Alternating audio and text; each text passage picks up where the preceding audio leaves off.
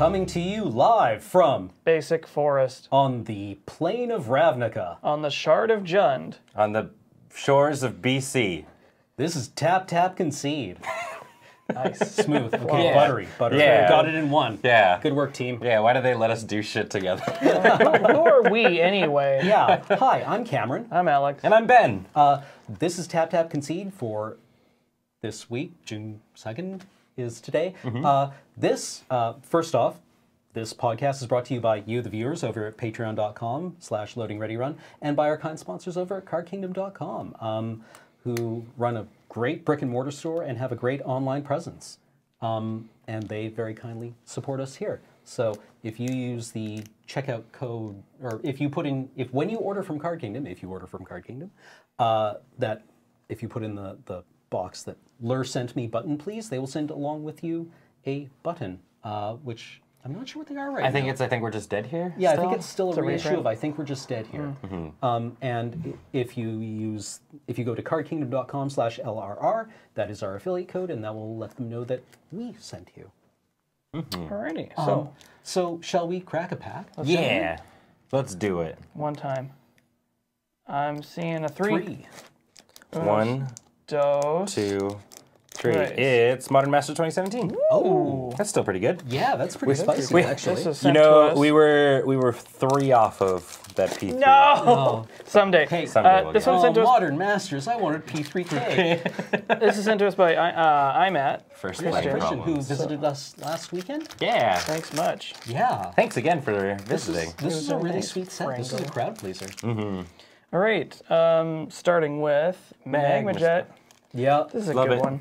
Oh, yeah. This one's so just good. like, it's 1 in a red, instant, deals 2 damage to target creature or player, scry 2. Yeah, before Theros block, Scry was a fairly uncommon mechanic. Showed up in a couple Red. times in weirdo cards like Riddle of Lightning. Yeah, but otherwise it was like, before Theros, there was very little way for Red to generate like reasonable kind of like.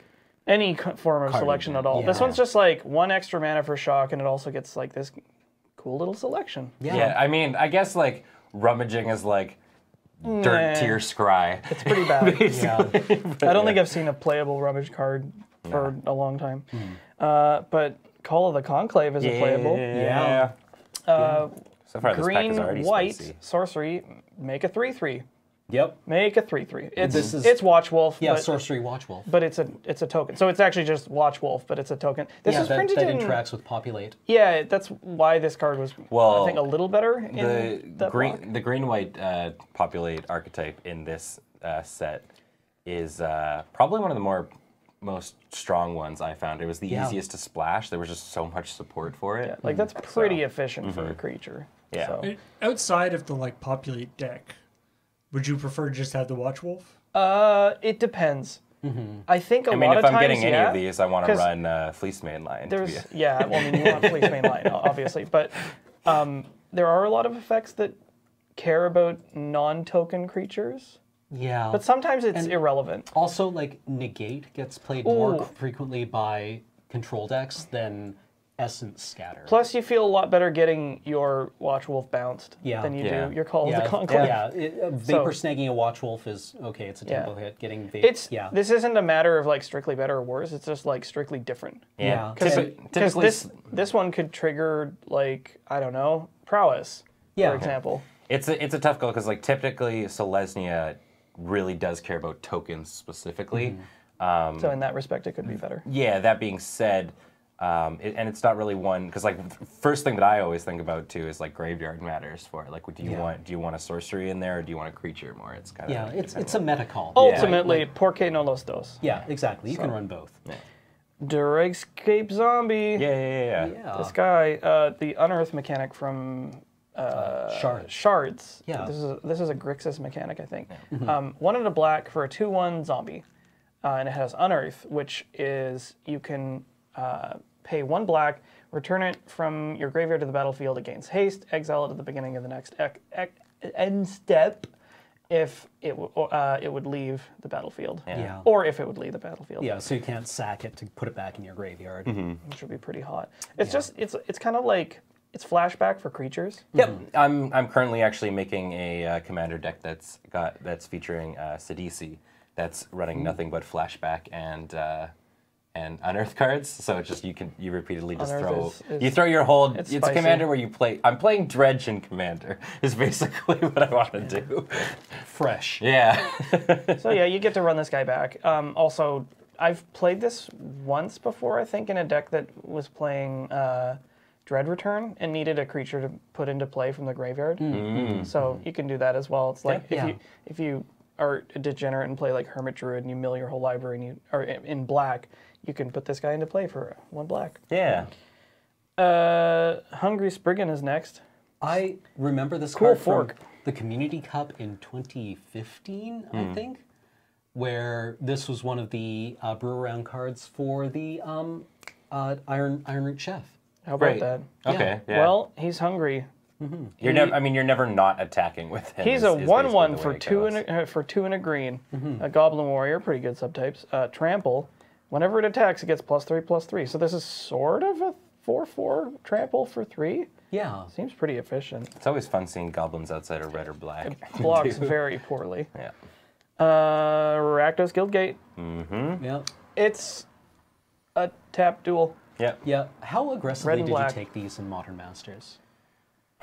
I'm not as aggressive as I took the signets. Okay. Yeah. Like I would always draft a signet regardless of even if it's in my colors sometimes. Was there any like gate mechanic cards in this set? No, or- the gates because were this does included- have the subtype gate. Yeah. The gates were included for flavor reasons because this Modern Masters set included Return to Ravnica block. Oh, okay. So they wanted duels that reflected that theme. Okay, so Yeah, I remember these. The gates were like ridiculously high picks In Dragon's Maze. in Return to Ravnica itself. Like they were still up there. Like it was just one of those things that if you knew what you were building, you would almost take this over. Like this is just below bombs in terms of like what you wanted to pick. I would say. yeah. Little cards that do a lot of work. It's Coiling Oracle. Oh, yeah. Green-blue for a 1/1. It's a Snake Elf Druid. Wow, that's a lot of subtypes. When it enters the battlefield, reveal the top card of your library. If it's a land card, put it onto the battlefield. Otherwise, put it into your hand. So this is this is just kind of like better than Elvish Visionary. Yeah. Yep. Which is 1 and a green for a 1/1 that draws a card. Yeah. So this one's like, you're gonna draw it irrespective, but if it's a land, it puts it into play and doesn't count towards your. Like it's strictly And better it's when because it it's enters forcing the you to. battlefield, right? I mean, it's not strictly better because it's cost blue, but Yeah. it's It's also an ETB effective. trigger, so if you have ways of flickering it, yeah. Yeah. it's Yeah, if you're in I some mean, kind of weird Bant brew. It's hard to think of that much better to do on turn 2 than It's pretty. bring out this It's guy, pretty yeah. hot. Yeah, then yeah.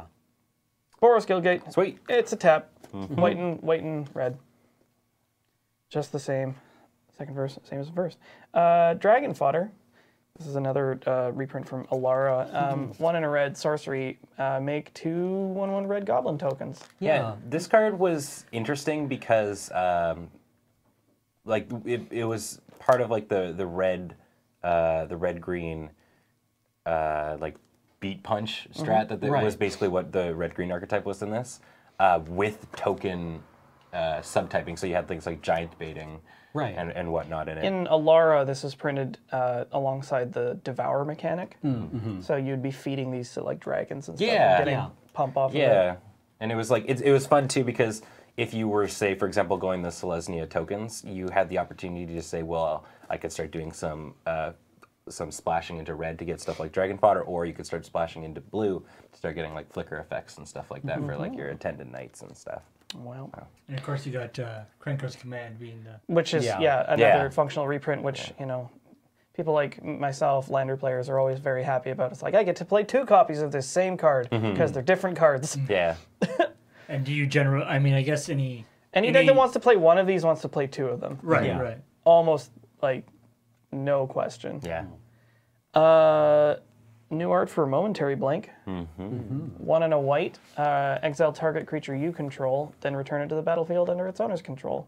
With flashback for 3 and a blue. So this is why it's called Blink, Yeah. isn't it? Yeah, I think it is. What was this the first card that Momentary had blink, the? I mean, Flicker was before that. Yeah, so so it was Flicker Flicker or Wisp, Blink. I think that like. Yeah. was I think part there's of a it, card or actually just called Flicker right. that had this effect. It removes it from play and immediately returns it with no delay. So if it's an enters play trigger, you Right. get that again. Yeah. You can untap your creature. No, it's an Urza's block mechanic. How Yep. about that? Wow. Man, what were they smoking? What their heads kind of look like little bullets. Yep. It's momentary They're blink like, is actually just strictly better flicker. Yeah, they got payloads. Yeah. Yes, it is. Yeah, 'cause it in has this situation, flashback. it does. Well, no, it's strictly better because it's an instant. Oh, right, yes. And it also has flashback, whereas flicker doesn't. Oh no, wait a minute. It's One in a no. while. This one's different. No, because this you can That hit one's your opponents. that one's non-token permanent. Oh, yeah. This one's only creatures, so This- it's not strictly better. That's strictly different. Yeah. I like that yeah, they didn't no, even like- bother flickering the entire creature. It only flickers out the middle of the creature. Yeah, I love these effects. This was one of the decks that I played, I think in Scars of Mirrodin block, where I played just a deck with a lot of like flicker effects, and it was based around Venser, and I had ETB triggers. Was it like splicers and stuff like that? a No, little bit? it was just really bad. Oh, okay. really right, all right. Fair It enough. was Oh, quite wow. bad. It didn't Not work. bad with that coiling Okay, oracle. though. I remember playing against one guy who was on, this was the era of Cobblade Okay. in Standard, and he Fate Seals me with Jace, looks at the top card of my library, and puts it back on top and says, I have no idea what you're doing. Wow. That's a good Wow. feeling. Yeah. It's like Or a horrible feeling. Yeah. It's like I thought no, one of us would have show an me. idea. I have a counter spell That's anyway, where but you I look- want to see what you're Yeah, doing. I want to see where you're going with Look this. at him like deep in the eyes and be like, me neither. Tandem Lookout. Lookout. Getting bumped down to common. Yeah, it's always a little depressing when you get it like the downgrade, and then kind of I like don't know. flattering when you get the upgrade. This guy now goes into my Pauper Commander deck. Oh right, Pauper players must yeah. be stoked about Yeah, this. because this is like a pseudo haste effect. Yeah. Well, right? it's okay. So it's 2 and a blue for a 2/1 with Soulbound, which means you can pair it with a creature. I'll just read the whole text. You may pair this creature with another unpaired creature when either enters the battlefield. They remain paired for as long as you control both of them. So, like, if you have a creature and you play this after, you can pair them, or vice versa. If you play the creature that you want to pair it with after this, He can sit there just waiting for yeah, its as long mate. as they're paired, each of those creatures has, when this creature deals combat damage to an opponent, draw a card. New hotness. So it's 2 Ophidians Yeah. for the price It's a of 1. very good creature, and it was really quite devastating in the blue-white deck. Seems like it would That get a because lot it of could, work. like the blue-white deck in this format, flickered its creatures. So you would flicker this guy to move the Soulbound around, and yeah. Just get this on a flyer and just start like hammering in, drawing cards every turn. Yeah. That's pretty good. It's Best friends. your boy Arcane Sanctum. Ooh. This is another tap land, but it taps for 1 extra color. Yeah. Happy little Esper. They did a shard cycle of this. They did Esper, Bant, John, Grixis, and Naya. Yeah, you would play as many of these as you could get. Yeah, Really. These are fine. These actually show up in Highlander occasionally because it's like just in a 3-color deck, having it enter tapped and then tapping for all 3 colors with no other downside Yeah. is pretty good. Yeah. In this drafting format, these tries were so high. For like of the list, yeah, like they were for slower big picks. for slower decks, this card is perfectly fine. Yeah, because like this format didn't have like its draft strategies were color pairs, but there were definitely 3-color cards in it. Yes. Like there were cards for the shards. Yep. Yeah. Yeah. And you're still you're still taking this even if you only play 2 of those colors. Yeah. Anyway. I think so. Then it's yeah, perfectly yeah. fine. Hey. Moroi, my boy Moroi, Yeah. 2 blue, black for a 4/4 flyer. That seems pretty good. Yeah. This was how you won with your black blue control Yeah. archetype here. At the where beginning of your upkeep, you lose 1 life, which is weirdest control archetype, by is the way, weird. that I've had to Yeah. draft. Yeah, it was 'Cause a tap out control bounce. It was basically hand attack. That was its one of its really big things. Was it was all Yeah. and so you had things like Mind Shatter and like Yeah. stuff in here. I think was Yeah, it? yeah. There was the there was the Demir card that it was 1 blue black. mind rot them, but they also mill a card. Yeah, and then there's like Dinrova horror and stuff like that. Yeah, and eventually, like, you're playing like these weird dirtly cards, and your opponent's like, wait, I've been top decking for 5 turns. Yeah, it was. I wonder why super that weird. is. It was like, I mean, I don't like this card, but or I don't. The card I'm talking about is Grasp of Phantoms. I don't like Grasp of Phantoms very much because I feel like it's so slow. But it was like super bomby in this. It was really weird. Another flashback card. Yeah. Coming at you from Mirrodin, or was this Mirrodin Besieged or New Phyrexia? This was New Phyrexia. The splices were New Phyrexia. Master Splicer, 3 and a white for a 1/1. When it enters the battlefield, create a 3/3 colorless Golem artifact token. Yeah. Another. And Golem creatures you control get +1/+. This is 5 power for 4.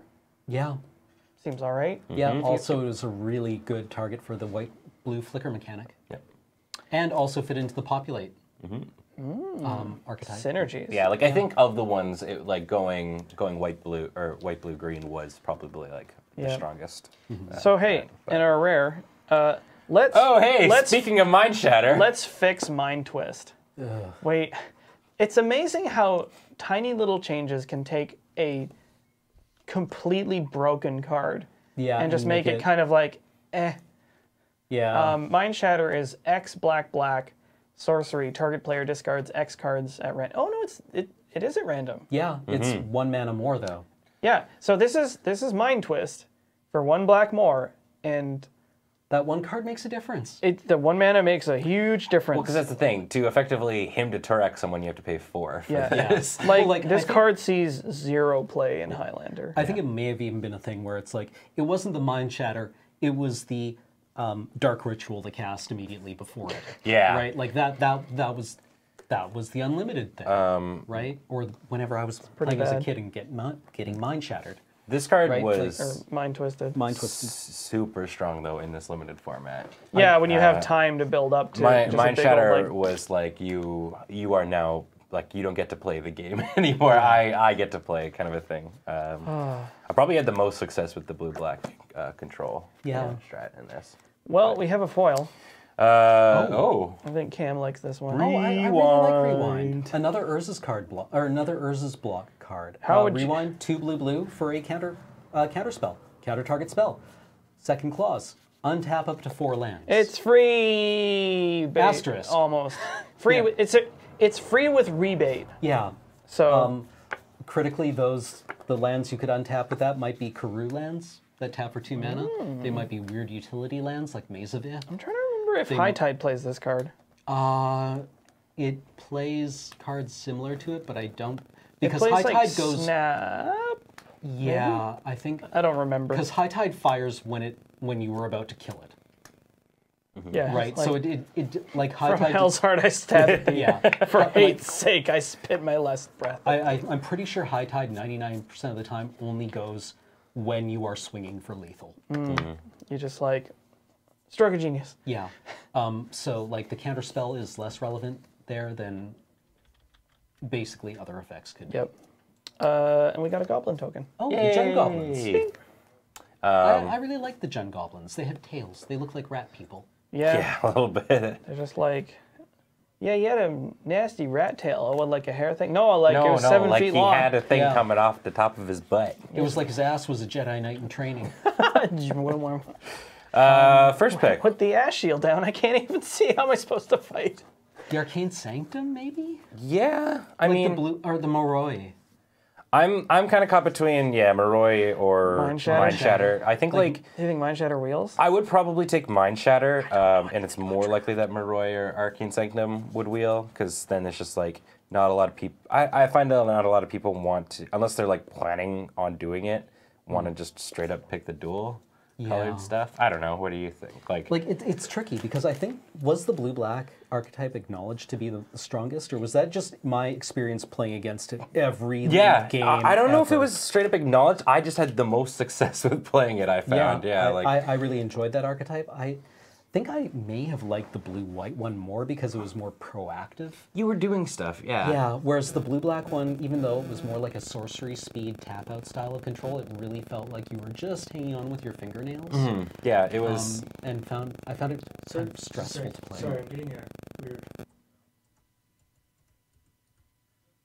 And now it's gone. I was getting a weird cell phone interference on the line. But... Sorry, go ahead. Hang on. Hold on. And everybody grabs their phone and puts it away. So yeah, I like the blue-white one, I think the best. Yeah.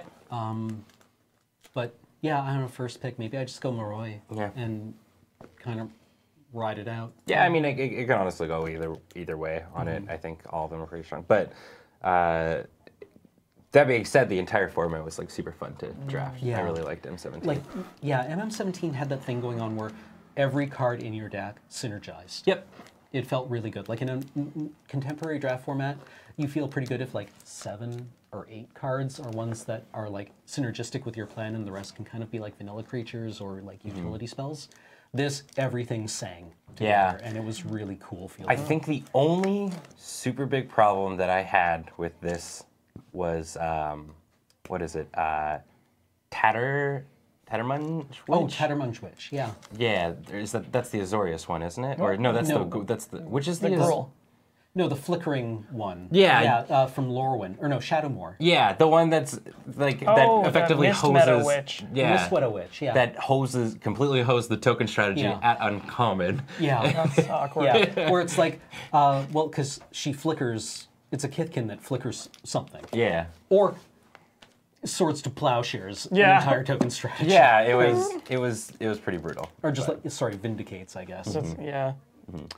Well, but that being said, we also got to, because, yeah, it was. You were over at my house where we got to hoof off of like, off. What Yeah, was is that the thing right. you put on Space Jam? Yeah, where we got super greedy and we used our last bit of mana to draw a card with Niv Mizzet. And then swung in with Crater Hoof, we Crater Hoofed off the top. It was great. it was pretty dumb. But yeah, That's your Mist, talking about. yes, the Mist Meadow Witch. It was like That's the one. if you were on the token strategy and they turned to this, you were like, okay. Well, Yeah. I guess. Oh, I didn't know Abyss was in this format. I mean, it had the trade-off of your opponent effectively like wasn't casting spells for the next 3 or 4 turns because they were holding up 4 mana to do this, but. Still, it's like it was pretty harsh, I found. Yeah. So, speaking of your favorite archetypes, today's podcast is about favorite decks. Yeah, fond memories. So we're going to talk about a couple things. Cam, you've got. I can start us off. Sure. So I'm going to talk about 2 standard decks that I really enjoyed quite a lot. And if you're familiar with my character in Friday Nights, then this probably won't surprise you. But the first deck that I have really fond memories of playing in my current era of playing Magic was from Scar's Zendikar standard, and it was Pyromancer Ascension. Which was Pyromancer Ascension was from Zendikar. It was a 1 and a red rare enchantment, and whenever you played an instant or sorcery card that had the same name as a card that's already in your graveyard, you put an Ascension counter on it. If there are 2 or more Ascension counters on Pyromancer Ascension, copy any instant or sorcery spell that you play. And this was in a format that had Lightning Bolt. This is in a format that had, was it Ponder or Preordain? I think it was Ponder. Either or both. Yeah, might have been both actually, now that I think about it. Ponder was M10, Preordain was M11. Yeah, it had Call to Mind, which was how it actually killed you. Right. Oh, yeah? Because it returned something from your graveyard to your hand, which could have been Lightning Bolt. Right. It was just a really sweet deck that lost to Cobblade. Well, everybody lost it didn't to get Cobblade. its time to shine. Yeah. I was going to say, it's just like, they got to play Stoneforge and Jace. Yeah. It's one of those decks that And only, Mana Leak. Yeah. that no. only like Pyromancer's Ascension did straight up nothing in draft, of course. Yeah. But in that in the right deck, it could be pretty brutal. Yeah, and this card went on to form the core of a Storm deck that was never quite A tier and almost certainly never quite B tier in Modern, but certainly worked if you let it.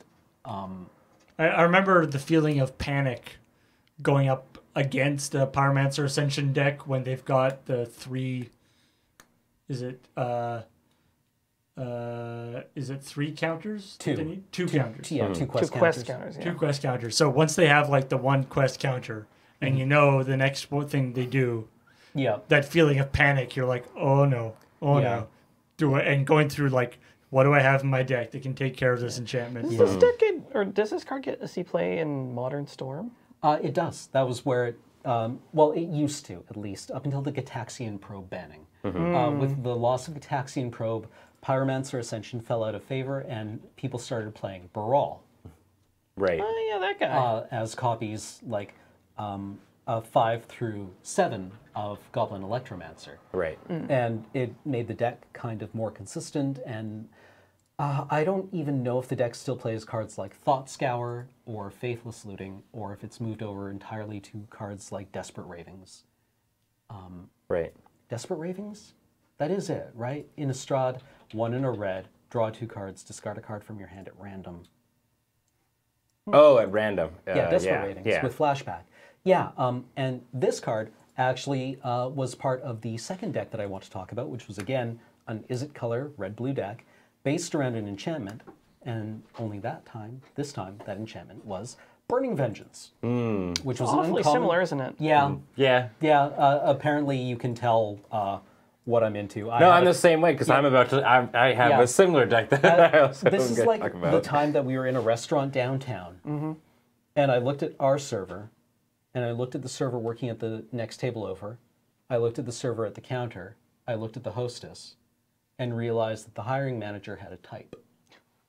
That's really awkward. Yeah, and I was like, oh, I feel gross. So apparently I have a type, Yeah. and that is it colored decks built around a key enchantment. So Burning Vengeance was from Innistrad, and Innistrad had a Graveyard Matters feel to it. So it is a 2 in red, 2 in a red, for an enchantment that reads, whenever you cast a spell from your graveyard, Burning Vengeance deals 2 damage to target creature or player. So this is a bit more direct than the Pyromancer Ascension deck was, and it relied much more heavily on synergies than that deck did. Yeah. Because this, instead of playing Lightning Bolt, you were playing this and playing cards like Think Twice, Desperate Ravings, Faithless Looting. You played Goblin Electromancer because Return to Ravnica was around at this point. You played Augur of Bolas, because this was the one deck Augur of Bolas ever went into, where Augur of Bolas didn't actually read, look at the bottom 3 cards of your library. Right. Yeah, no, I mean, this one's really sweet because it's like, it's less so, it's kind of just you drawing stuff and doing stuff on your own end, and you just happen to get that extra boon off of it too, which is kind of, that's neat. It felt so good. Like, I had this deck work several times at F&Ms. Right, it always did stuff, right? It didn't always win, because again, there were decks around that were just better than it, and at this point in Standard, Celestial Purge was also just in like what felt like 90% of sideboards. So you'd play the first match and win, usually, because your opponent didn't have the tools to really interact with you. And then your opponent would be looking through their sideboard and being like, oh, right, I auto-kill you now. Yeah. So it would have like a 90% win rate in game 1, and then a 5% win rate in game 2. Awkward. Because Celestial Purge just blew away your only win condition. Yeah, that's pretty rough. That's why I play this card. This deck also ran, what is it called? It was a Call to Mind, but it had flashback for red from Dark Ascension. The art is hands holding a burning book. Mystical Retrieval? Mystic Retrieval. Or something. Yeah, Mystical Retrieval and Runic Repetition. Runic Repetition was return a card from exile that has flashback. Oh, okay. Whoa. Right. So between Mystic Retrieval and Runic Repetition, all of your cards with flashback had buyback 4 with a Goblin Electromancer on the table. Dang. Wow. Okay. And you could get loops going. They were slow, but they were inevitable. Yeah. Because they were really hard to interact with. You're just like, I'm going to flashback that card 3 times. Yeah. I love cards like this that are just like, you almost now have to make like a separate pile. You're like, Yeah. these are my flashback exiled cards. These are just things that you exiled. Yeah. From me. It's kind of funny. You know, like, it felt so good when you were able to pull it off because, like, whenever I was playing this, because matches usually went to time with this because it didn't kill super quickly, and also I wasn't terribly good at piloting it, but you would usually get a crowd as people were like, holy crap, did he actually build the Burning Vengeance deck in Standard? Because this was a thing in Limited, right? Where you would sometimes be able to assemble this. Only it worked in Standard some of the time, and it felt so good. Sweet, yeah. Yeah, I like mean, you it would pull it them- off, and people would be like, "Yay!" And they would cheer, and they would carry you around the store on their shoulders. Like he and- did it. Yeah, Yeah.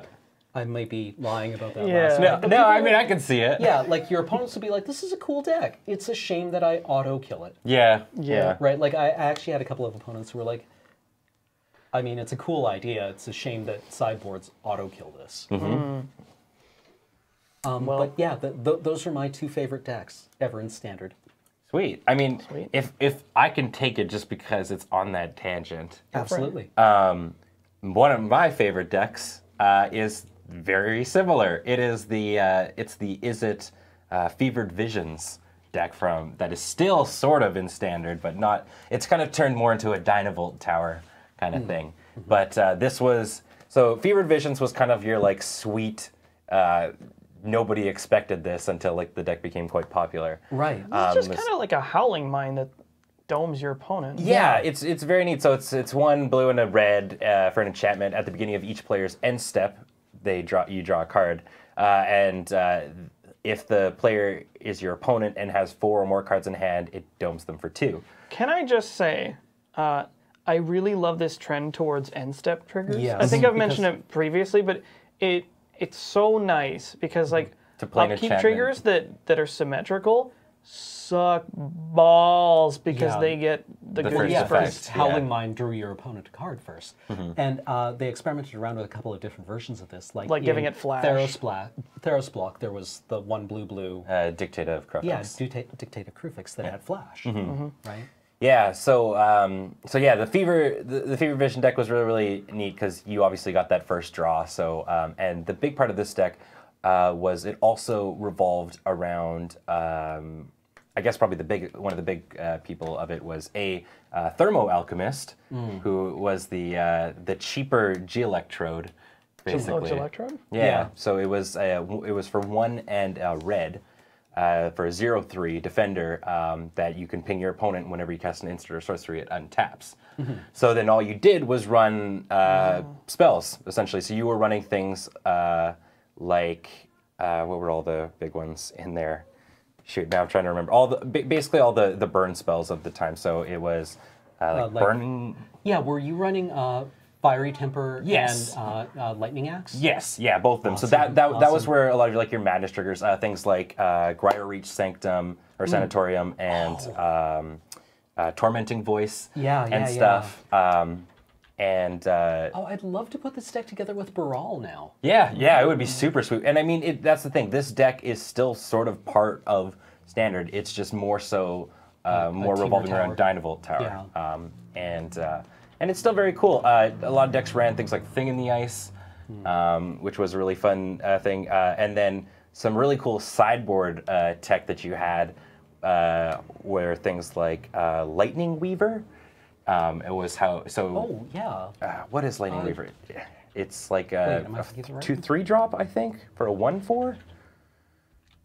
Oh, that guy. Yeah, Yeah. and whenever I you can see his cast an art. instant or sorcery, you get to ping a creature for 1, kind of a thing. So that was kind of your like anti-aggro strategy. Yeah. You ran things like Gold Knight Castigator specifically just to deal with like the Planeswalker decks because, like The 4/9 blocks Gideon pretty well. yeah, and around when this deck was first popping up, Orzhov Control was really popular because you had things like Anguished Unmaking and Liliana and Declaration in Stone and stuff like that. Right. That was dealing with a lot of things. So sometimes you just needed a 4/9 that hits things. I'm not seeing Lightning Weaver. Maybe it's not Lightning Weaver. I can see the artwork. She's It's got a like guy with sitting, goggles. they're like sitting cross-legged, and there's like lightning around them and stuff. But Yeah. maybe it's not Lightning Weaver. I don't know. But yeah, that was one of the cards that's in your sideboard. And this deck was a lot of fun, and I loved it, and I ended up actually winning game day with it. So that's why it was, and it was like one of the first big game days that I sort of was really into. And yeah, so like actually I currently have a Highlander deck that is basically, is it spells?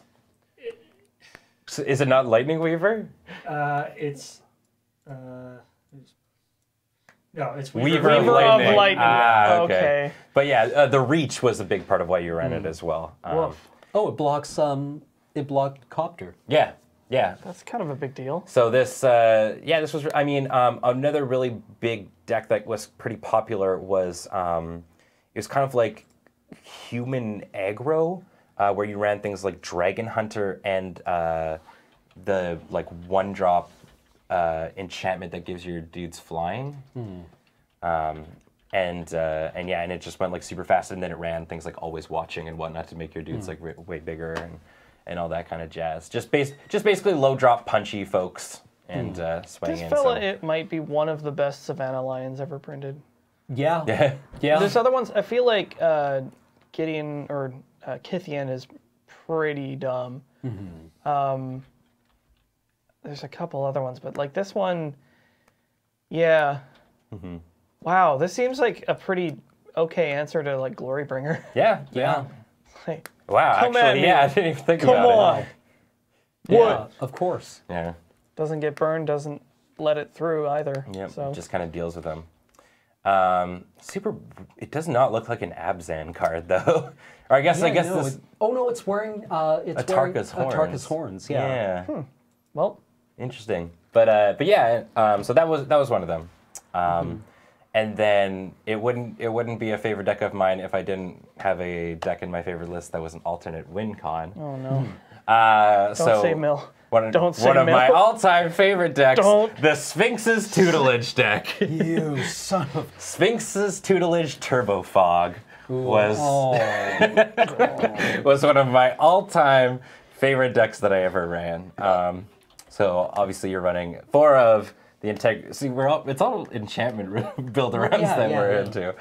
But yeah, Sphinx's Tutelage was a 3-drop for a blue enchantment that basically whenever you drew a card, your opponent puts the top 2 cards and basically mills 2. And if they're both non-land cards that share the same color, you repeat the process until they don't. And then it had the draw thing on there, but you never really did because in this deck, you would be running not necessarily a playset, but a few copies of Dictate of Crufix that like we were just talking about. Right. And you'd also run Monastery Siege, the Jeskai enchantment that gives you another card to draw on top of your Oh, this was the drawstring. Howling Mine we were talking about. Yes, yeah. Yeah. So you basically were drawing about 3. I mean, if you just had each of those, but most of the time you have like maybe 4 Dictative Crufixes or something like that out, and they're just zooming through. And then at the time when this card was going on, there were about 4 fogs that were 2-drops in the format. So it was things like Winds of Calcisma and there's one more. Defend the Hearth. Right. Yes. Defend the Yes. Hearth, Yes. yeah. Yeah. From Theros block. Yeah. So you were running stuff like this that was pissing folks off and not being fun. It had a couple of other cool things. Like I ran one that just basically once you started to get set up with like all your enchantments and stuff that are allowing you to draw more and stuff like that, you played Days Undoing and just reset the game. Oh. But now you're starting with like 5 draw steps kind of a thing, and they're like super milling. But a lot of my friend, for example, we both actually ran the same deck when we went to game day, and he had a really cool side tech of Alhemrit's Archive.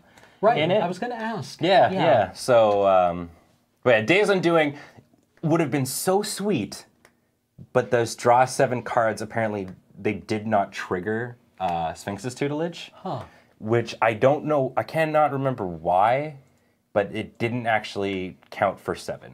Really? Yeah, there was a weird ruling around it, and I cannot remember why. But it was still very much I ran like 2 of these in case I was like, oh god, I'm starting to get a little over, or I'm running out of fogs and stuff like that. So let's refresh the game and restart it. But now I've got like 6 enchantments. That Did you have any way of blowing things out of your graveyard? Like this was when Cons was around, right? Yeah. So you had access to delve cards. Yeah, I didn't really run anything that was in the way of like necessarily recursion. I'm trying to think of, there were some other really, really fun things that were in here. Like just of concentrating your fog effects down. Yeah. I think that there was a couple of like bounce effects and stuff like that. But I'm just reading the gather page. The reason why the Sphinx's tutelage doesn't happen is because it ends your turn immediately. right. Oh, yeah. So the Sphinx's tutelage doesn't go on the stack. Right. Yeah. So. Right. Yeah, that makes sense. But yeah, so a lot of people looked at this and thought it was like a big non-bow, but it was kind of your get out of jail free card a little bit if you were starting to run into some shit. And yeah, it was a lot of fun. Yeah, Elhammer's Archive was also pretty sweet, because this deck was also still around when you had things like Radiant Fountain in the land set, so you could gain like 4 life off of it and stuff. And yeah, it was a really fun deck. I didn't end up winning a game day with this, but I think I got into like top 8 with it, and it's always fun. And the thing is, it's like. Actually, the funny story. I got a fouled up judge call made on me doing this. That actually Naughty ended up. boy. No. That the judge screwed it up. Oh. Because Really? instead of asking me what really went on, he thought he knew what happened. So in this case, I had both a Dictative Crufix and a Monastery Siege on the stack. So with Monastery Siege, I believe it's you draw an extra card and you discard one of them. Yeah. So I did that off the start. They thought that I had, and Dictative Crufix also draws you like a 3rd card or something like that. And I think I drew 3 or something. Anyways, me and my opponent knew what was going on. The judge thought that I was not resolving the Monastery Siege trigger and basically made me like get rid of everything in my hand, which were like 3 fogs. And so the next turn, my opponent ended up actually beating me. And so I went up to him and I was like, because this was my first time ever going to like a PPTQ. Right. And I was like, hey, I didn't really understand your judge call. Could you explain? And he's like, oh yeah, because you had 2 Monastery Sieges out. You have to do 1 draw or discard and then draw and discard kind of thing. I was like, no. One of them was a Dictative Crufix, and my opponent was like, yeah. And the judge was like, oh, whoops. And I was like, can anything happen? He's like, no. And I was like, oh, okay. So I got bussed out of a PPTQ once because of it. So it's kind of disappointing, but I have fond memories of it nonetheless. Well, Paul with a shade. Yeah. dang. Wow. Judge Unworthy. Wow. Wow. Ethered into the afterlife. Yeah, I can't remember the exact interaction of how it happened, but yeah, it was something like they thought I had 2 Monastery Sieges instead of a Dictative Crufix and a Monastery Siege. So Dictative Crufix is a very important card in a deck I really want to put together in Modern, which is the blue, sometimes blue-white, take extra turn stack. right. That plays like all of the 5 mana time walks, and also plays Narset, Transcendent. Oh, to give things like a rebound. Yeah. Yeah, that's pretty sweet. Yeah, it's like no, the Planeswalker Narset. It is like the ultimate example of the do nothing ever deck. Doop doop doo. Yeah, you thought No, this has a win con, which is milling your opponent through draws. Yeah. Wow. I like it's like, so you did nothing on your turn. Yeah, but I get to take lots of turns. Yeah, but you're not doing anything on any of your turns. But there's so many of them. Yeah. How do you like, win? I shuffle 1 card back into my I was library. gonna say, I was just like, 61 they're gonna be cards. like, yeah, you're gonna draw all your cards, and it'd be like, but you've taken like 4 turns in a row now. You're like 4 draw steps ahead of me. Yeah, You're like, it's Oh, time to unveil your my opponent master just like stroke. between games, your opponent just takes their sideboard and shuffles it in while maintaining eye contact. Like, can you mill 75? Yeah. No. you face that one deck that's running Spirit of the Labyrinth. It's just like, damn it. Oh, that's savage. Or whatchamacallit, the Ugins Nexus. oh yeah, if you take an extra turn instead, like kill your Instead, opponent. don't. Yeah. Yeah. Nah. It's super. It's just like if a player would get an extra turn, that player skips it. So it's like more or less just don't. You don't get to do that. Yeah, if you're gonna do anything that Emrakul lets you do, Can I just say, that doesn't happen. is this ever a commander card or what? Yeah. Just like, I hate all these take extra turns deck. If only there was a way. I mean, this goes into your, I don't know, your artifact sack deck. Yeah. You play this as your extra turn card. Yeah. Well. Yeah. 5 Play black's it, not so bad. play it out for 5. Sacrifice it to a blasting station. Get an extra turn. Blasting station only sacrifices artifacts. This is an artifact. Sorry, creatures. Oh, okay. I just like didn't even I double goozled myself. What about Arcbound Ravagers? Actually. You got him stuck in a loop. I'm sorry. I just like If the you're idea gonna say that an extra word, don't. Yeah. I like the idea that Ugin himself is so annoyed with those cards that he's like, you know what?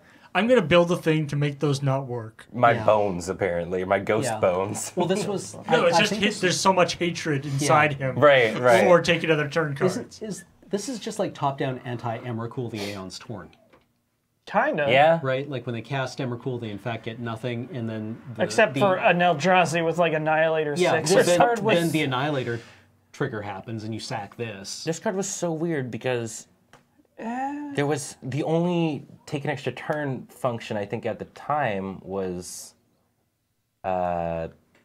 temporal trespass. Yeah. Which was in the same. Well, I guess was this still in Nyx? Yes, it was.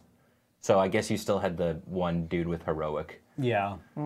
but still, like I don't know if they were so Yeah, prevalent I don't think before this is that you really- needed Ugin's Nexus. This is not showing up in standard sideboards. Yeah, like Woof. temporal trespass is neat though. I wish it didn't have those last 3 words.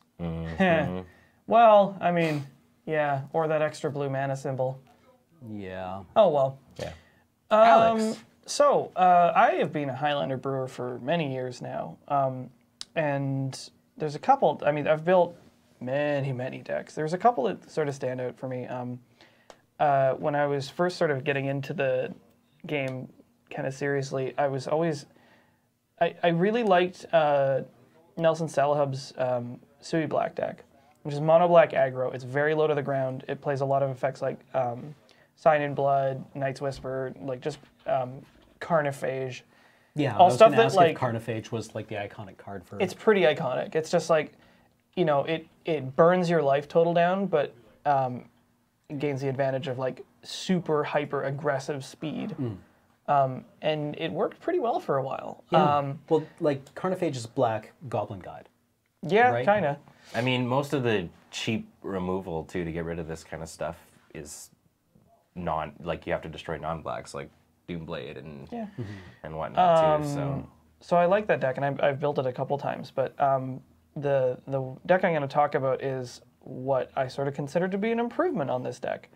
It turned out that adding green made this deck a lot better. Yeah. Because it shores up its inherent weaknesses. Like, for example, like mono black cannot deal with artifacts or enchantments. Right. At all. So if your opponent resolves a Sword of Feast and Famine... You're fucked. Yeah. I mean, you're still kind of not in good shape. But at least you have Naturalize at least or something in your deck, or so, Nature's. the deck I'm talking about is either black mold or green mold. There's 2 versions that have sort of come out of this. A couple of local players have sort of taken up the list and gone their own directions in it with it. Black mold is green-based Golgari aggro, and green mold is green-based Golgari aggro, and it's a subtle little difference, and I don't know which one's better. Right. Because, I mean... You said green both times, but I assume you I say meant green? black. So, green and black is- based. Yeah. Anyway. Opposite of what they are. I guess they're one saying. version is running more things like Bloodghast, and the other version is running more things like Colonian Tusker. Yeah. So, you know, the double green and double black is really where the deck is trying to, you know, figure out which threats you want to play, because, like, you get access to a lot of cool stuff either way. And there are a lot of cards that you play in both decks irrespective of what their mana cost is. Like, Do you get to, well, so I imagine you're not playing things like Deathrite and stuff like oh, that? Deathrite is a slam dunk in here. Yeah. Yeah, there's some cards that are just definitely in both.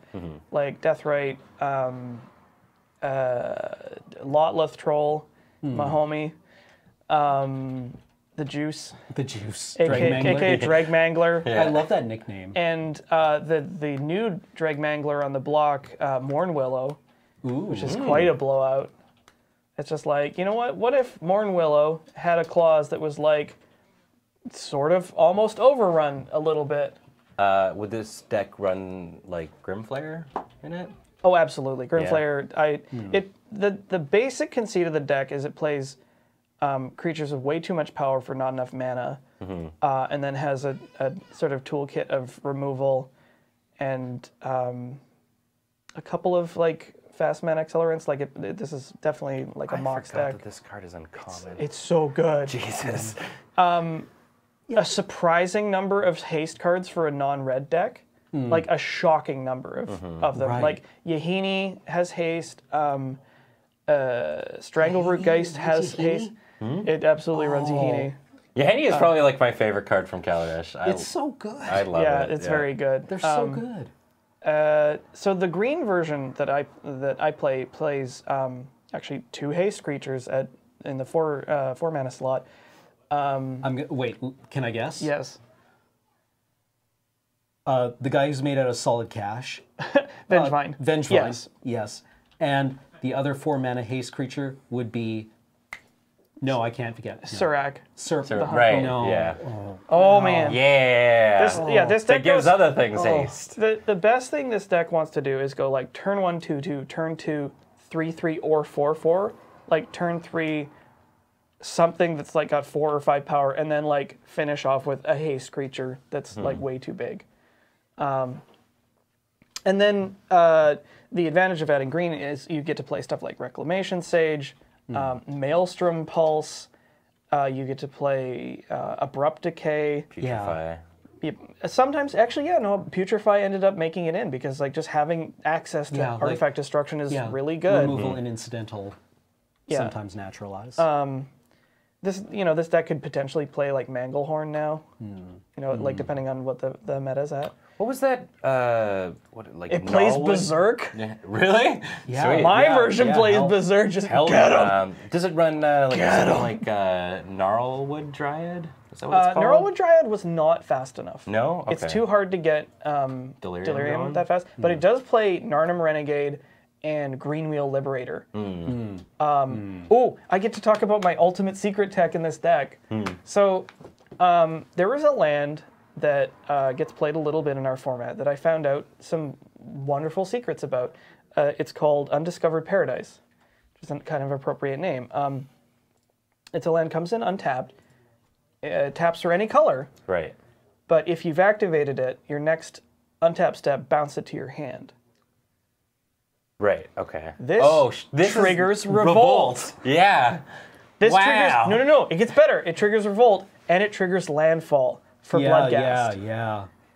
Holy shit. I made a case for playing Tireless Tracker in this deck, even though he's not especially well suited to this form of like hyper aggro strategy, just because like you can just hit this. This also plays around Back to Basics. It plays around Winter Orb, and those are like you can play Winter Orb in this list, and then this just gives you a land drop every turn.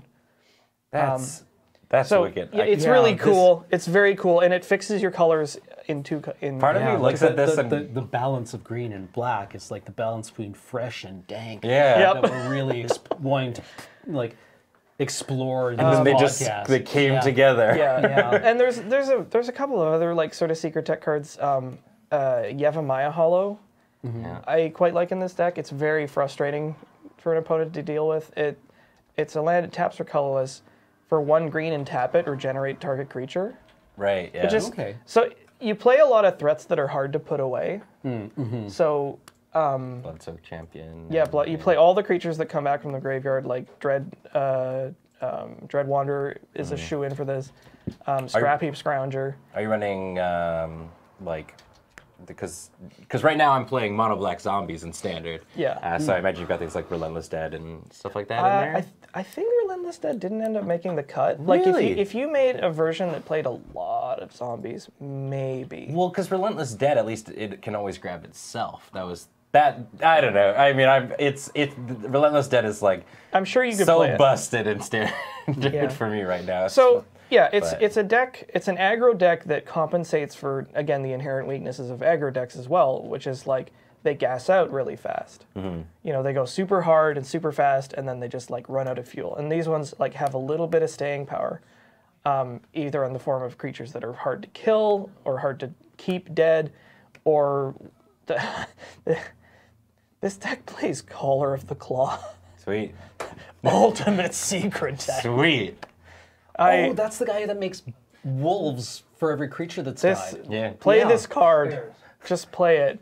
Caller of the Claw, 2 and a green, a 2/2 elf with flash. That's already pretty sweet. You could play that, you know, just kill planeswalkers. But wait, when it enters the play, when it enters the battlefield, make a bear for every creature that died under your control. Yeah, this is a really compelling. So they're like, argument Wrath. You're like, K, unwrath. I'm like, oh no. Jesus. Nice board wipe, idiot. That thing's rad. Too many Yeah. bears. This makes And a then really you've got compelling some- argument for She's Jund so good. Aristocrats. I like thinking of having this and then like I know it probably doesn't run it, but then just also having like spider spawning in your graveyard after a rat, and you're just like, hi, spiders and bears. Yeah. So this deck has been fun. Spiders and I should. bears. I'm probably I'm probably overdue for rebuilding it again. That seems 'Cause really neat. It's a nice, tight little aggro deck, and I quite like it. I like the idea of stabbing somebody and a bear comes out. Just like, Yeah. ah, Like, put, oh, it back, no, put it back, put it back, It was full of bears. Dude, I'm freaking out. I just killed this Yeah, dude. it's He's- It turns out all the creatures on your opponent's side were just there to stop Bears. the bears Yeah. from coming. Yeah, like they were holding the bears back. so It's like sort of body in mind. Yeah. How it's like, as it turns out, the other planeswalker is just full of dogs, and Yeah. that ain't right. It's like, you know what? that ain't right at all. So the other deck I wanted to talk about, I was going to talk about Aristocrats, but I think we've touched on that in Yeah, previous like podcasts. I think we've we explored covered it a lot. Aristocrats in detail. Which, just to say, you'd be really stoked because there's a really sweet Aristocrats deck in Standard right now, specifically because of Anointed Procession. And so things like Hidden Stockpile and now Anointed Priest in there too, and you're just making so many dudes. I faced a guy who gained 37 health in one turn. It was insane. Does it work? Oh yeah. That's nuts. Does Yeah. it just die to Heart of Kirin? Maybe can it was just play Artifact it was Destruction. very difficult for White has Artifact Destruction. You have cards. access Yeah. to like the The disenchant cycling one, yeah. Yeah, no, The cycling it's- disenchant. It's pretty real. Yeah. And then you say hello to Ormondal. Jeez, Oh, that's good. yes. That's good. I gotta check this deck I out. want to say hello to Ormondal. So the deck I was gonna talk about, It's goofy time. nothing fancy. It's Blue-White Skies. Yeah. Oh, Because I played against This was actually like a weird offshoot of Flying Men, because the version I built was distinctly not Flying Men. To sort of explain this, Flying Men was an archetype kind of created by, I want to say like Is it Ben Wheeler's? Ben Wheeler, and I think that Chisler had a lot to do with that. It's a hyper low to the ground, all evasion strategy. Right. Like it plays on, and it's named after the card Flying Men, which is 1 blue for a 1/1 flyer. Yeah, it summons flying men. There are The all flying deck is super low to the ground. What? it's Literally the Paul Schaefer. its mana cost is very low indeed. So it plays all very cheap evasive creatures, a handful of very cheap counter spells, and not enough land. It was a very weird day where you messaged me asking for my winged sliver, and I was like, "You're not. You're not making I'm not slivers." making slivers. I wanted wing And you were sliver. just like, "Oh no!" I was like, "Oh, this card's like. I mean, I've also got the one that gives like all the one. He's like, Yeah. but does it costs 2 mana, and that's too high." yeah. So the Or not wing sliver. Yeah. Gale Rider. Yeah, Sliver. Gale Rider. Gale Rider Sliver. Sliver. Yeah. So, yeah, the original version of this deck plays some like really awful cards, and I sort of looked at that and I was like, I get what this deck's doing. Could I change it in a way that makes it a little different and like not necessarily like straight better, but I made a version that was blue-white. It cut all of the bad flyers, because Flying Men as a deck plays some pretty dirty cards. Even the plays Sky like, Pirates? no. Like, well, Sky Pirates are not even like tier 3 in this deck. I'm talking like Thought Nibbler. Yeah. Like, do you play the what was the one from Theros that it was a bestow creature? It was a 1/1 flyer for 1, but it could mind control something Yes. that when you bestow My it? version actually played that, because I cut all of the 1/1 fly, like the Flying Men, all the 1/1 flyers for 1 that didn't have upside. So because Nibbler doesn't even sound scary. I know, it's not very good. So like the OG Flying Men deck plays all the good 1/1s for 1 with upside, all the 1/1s for 1 with no upside, all the 1/1s for 1 with downside, and all the 1/1s for 1 with really bad downside. So just for the sake of density. So I cut all the ones that were any worse than just a 1/1 for 1, and even some of those I cut. Like, I cut a bunch of the white ones, like... I didn't know that there was actually a Thought Eater. Yep, there's a Thought Eater. It plays that card, because it's a 2/2 flyer for 2, but it reduces your maximum hand size by 3. And then the Thought Nibbler reduces it by 2 and only costs 1, because he's just taking little nibbles. It's this thing where you look at it and you go, you just made a hand reduction card in blue. I mean, it dumps its hand really quick. So anyways, guess, Blue-White Flyers was just like all the cheapest, most efficient flying creatures, or creatures with like evasion. I actually skewed more towards actual flying as much as possible, because I played favorable winds to pump the whole team.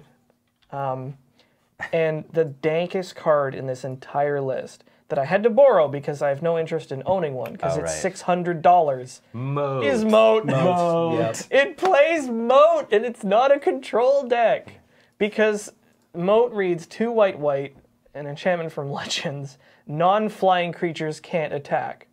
So it bricks like every aggro deck. Most like Host me. Like, I don't know if Hoof can win through that. Well, they have artifact destruction, but like if you have Moat and they go Hoof, it's like, okay, don't care. Like, as You're sitting on the other side of this water here in the dark water. Just Yeah, as a green player, I looked at this multiple times and went, oh, yeah. okay. Yeah. And then I'm just like, all right, well, now I'm effectively just going to start using draw spells till I can find Rex saves. I felt so bad, like, woollying, who was it? It was, Goblin guy. Mac. Yeah, I was like, I don't know if my matchup is very good against goblins. He's like, I don't know. And I just, like, destroyed him. He's just like, Moat? I felt he scoops to Moat, because goblins cannot beat this card. Yeah. Well, he has nothing in his tool. I do love the idea where it's like goblins, right? There's like one guy on Zendikar that is like, I don't know what you guys are Kozilek yet. No, I'm not worried. I have a Moat. It's like, really? Oh no, I don't want to get my feet wet. Have you considered a ditch full of water? But I think that my points for this list were included in Lighten Tutor to find Moat and Jite. And maybe, I noticed it was dank. This was the deck that I sat down and played with Alex, and he turned 0 mental misstepped me or whatever. Yeah. And then like you were sitting beside me and you were just like, why'd you play into misstep? And then I was like, okay, I'm like, this is fine. I can get around this. Turn 1 comes around and I'm playing my card and you're just like, Mana Tithe? And I was like, they never see Mana Tithe coming. The deck also played like some extraordinarily inexpensive counter spells. I think you almost punched me in the chest. You were just like, now you're playing into Mana Tithe? What's wrong with you? And I was like, he had 1 white open. Why did you cast a spell? Mana Tithe is the color shifted version of Force Spike. Yeah. It's actually quite a good counter spell in tempo or like super aggro strategies, because it's like a lot of the time it's just a 1 mana hard counter. Yeah. Like in the early game, it's just like Nope. 9 times out of 10, when And you then see in the the late one game, it's white garbage. open, you're not worried about a counter spell. Yeah, you're you're thinking like worried this is about like path. path or kind Or of thing. it's like, I'll play my Planeswalker counter. Don't! Because you're like, or at least, I'll get the ETB trigger off of something. Yeah, yeah. Do you play, like, obviously you played Judge's Familiar. Yeah, Do you Judge's play, Familiar is like, very good. Spiketail Hatchling, or... I never got around to playing those. I wasn't sure if they were good enough. Did you Yeah. play like all the Thought about it. owls at all? Like Sage's Owl? And No, like, those ones are like too much mana for not enough effect. Like They were that twos for a 1/1 with they flying. don't have 2 power. That's fair. I play all the 2 power flyers that are good. I play 1 or 2 3-power flyers like what's the one like white 3/3 vigilance flying? Sarah's Avenger or something? Sarah's Ascendant. Sarah's Ascendant. Or no, No, Sarah's...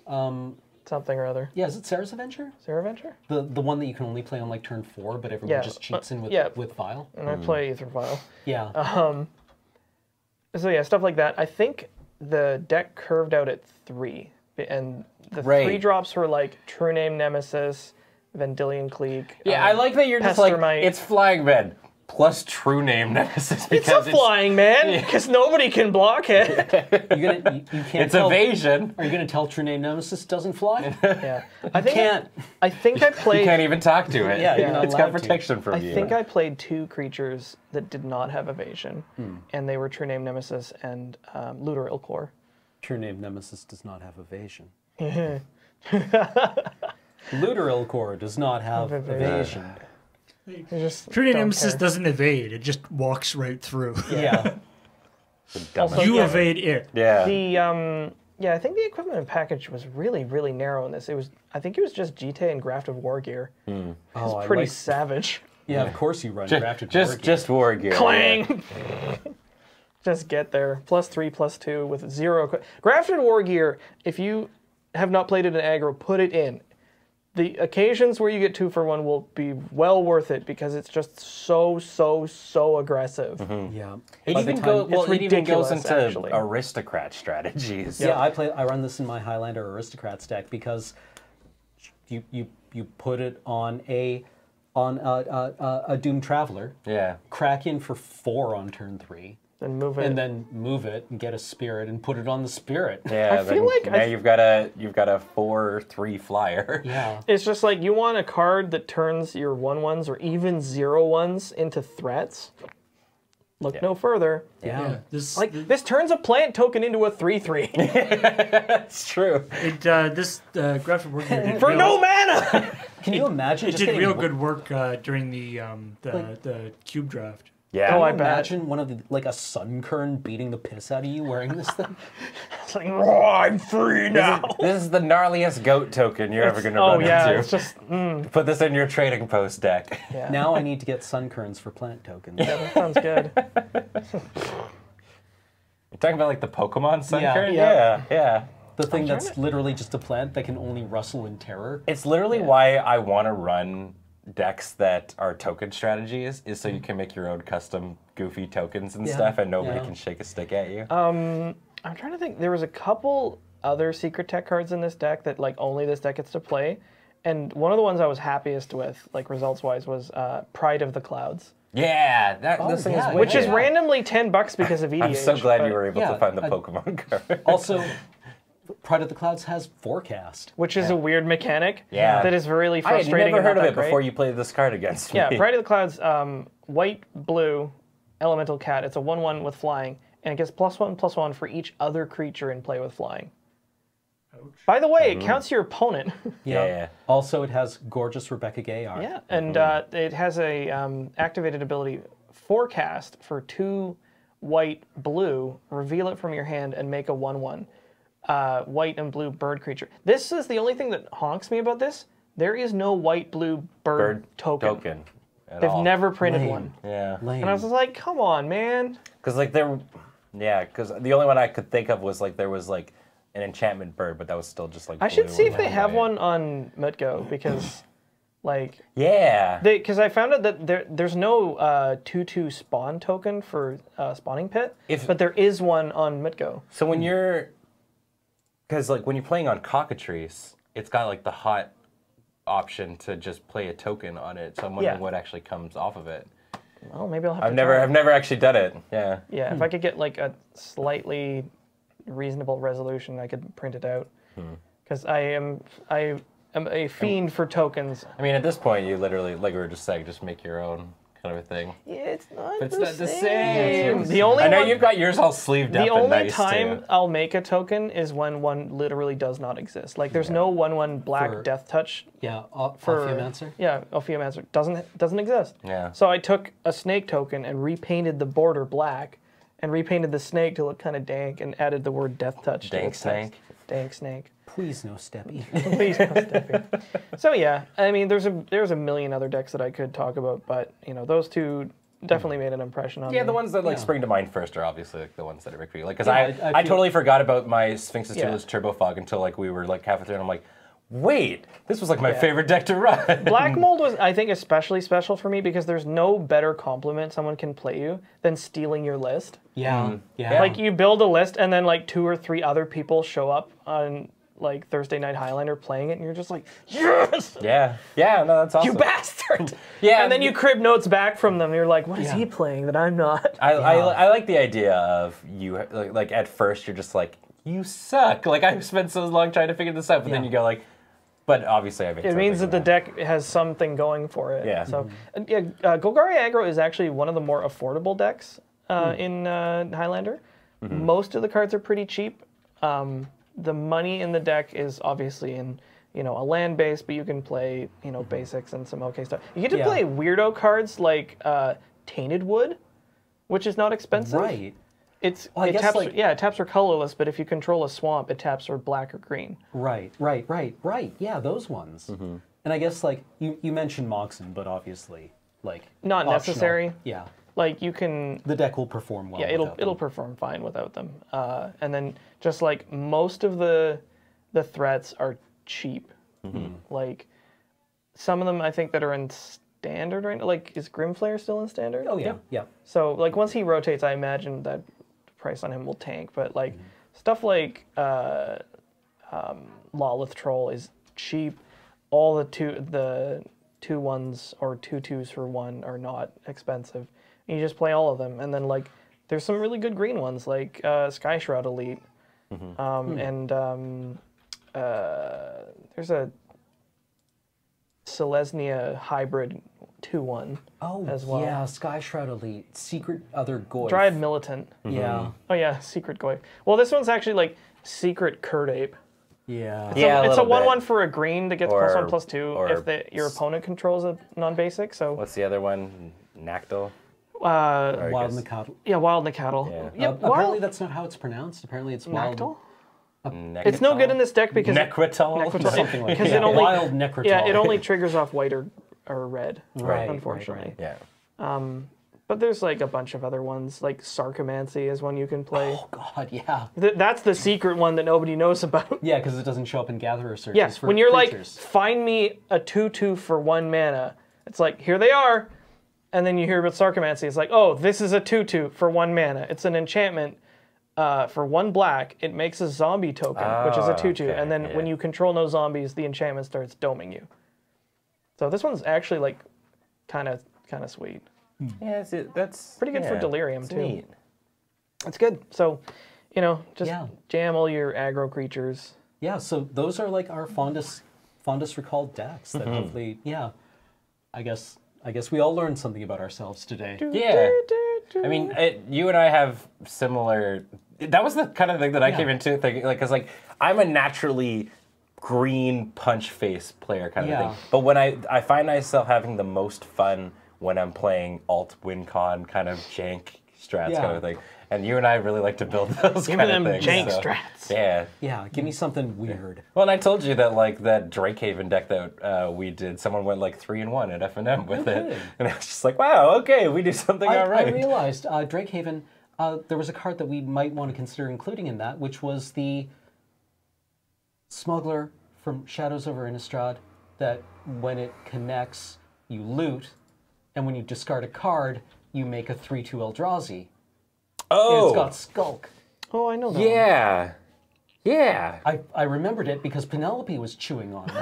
I was like, oh, this card. This card, Yeah. Thermo Alchemist just blanked. Yeah. Yeah. But Thermo Alchemist might not be around anymore. Not so much, yeah. I always wanted to like play I that mean, I card. also did that list where it was like, it was more black green, Yeah. or black blue, sorry, and focused on things like Stitchwing Scab Yeah.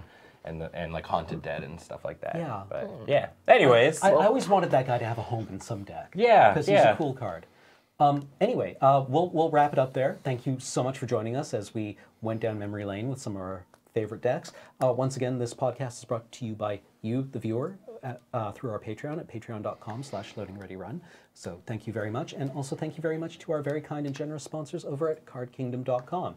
If you visit cardkingdom.com/LRR, that will let them know that we sent you, and they will hopefully continue to support us. And if you place an order through them on their online store for Magic singles, for sealed products, for other gaming products, if you put in the special request field, Loading Ready Run sent me button, please, they will send you a copy of one of our signature buttons, which I believe this month remains, I think we're just dead here, which is a reissue. I don't know if it has the new border or not, but I believe they are getting pretty low on those too. Yeah, So make yeah. haste if you want one of those. yeah, and they are our friends. yeah. So until next week, I've been Cameron, I'm Alex. And I've been Ben. and this was Tap. I've got nothing. Kill the feed! Kill! Well, actually, why don't tell us about your favorite deck experience yeah, down in in the the comments. comments. That'd be Yeah, really yeah. cool. That I think. area. Or Yeah. if you're listening, just say it out loud on the bus. Tell that And we'll person hear next it. to you what your favorite deck is. Yeah, I've had that experience where I'm sitting on the bus and somebody tells me about their favorite Magic. White decks. weenie! White weenie! White weenie! What? God, this is my Boggles. stuff. Boggles. Is it boggles or I just don't know. I like that, Yeah, if somebody tells you boggles, you drill them right in the solar plexus. You hit them here, and you run. Like it's just the no look, Yeah. drill punch. And then if they say Tron, you just leave the bus. Yeah, don't assault anyone. Don't talk to please, even Sean if they people. are boggles players. I hope Ben watches this. All right. Other Ben. Bye, friends. Bye, everyone.